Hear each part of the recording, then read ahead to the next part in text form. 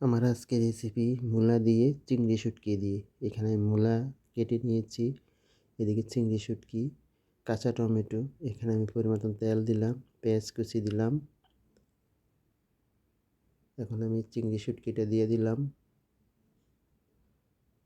এখন আমি লাল লাল করে ভেজে নেব। এখানে আমি বাটা মরিচ আর রসুন একসঙ্গে বেটে নিয়েছি।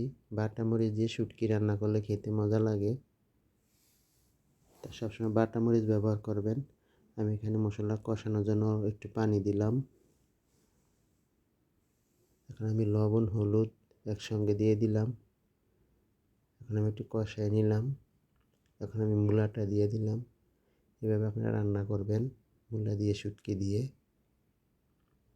এখন আমি কাঁচা টমেটো দিয়ে দিলাম। এখন নেড়ে চেড়ে ভালো করে মশলার সঙ্গে মিশিয়ে নেব। এটাকে আমি বেশি ঝোল দেব না, অল্প একটু ঝোল দেব। এটা আমি শুকনা শুকনা রান্না করব। এখন আমি সিদ্ধ হওয়ার জন্য ঢাকনা দিয়ে ডেকে 10 মিনিটের জন্য অপেক্ষা করব।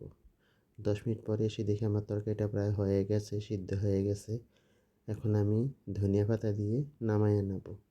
তো আমার শুটকি তরকারিটা কেমন হয়েছে মূলা দিয়ে শুটকি দিয়ে, এভাবে একবার হলেও আমার এই রেসিপিটা আপনারা ট্রাই করে খেয়ে দেখবেন। আমার ভিডিও দেখার জন্য অসংখ্য ধন্যবাদ।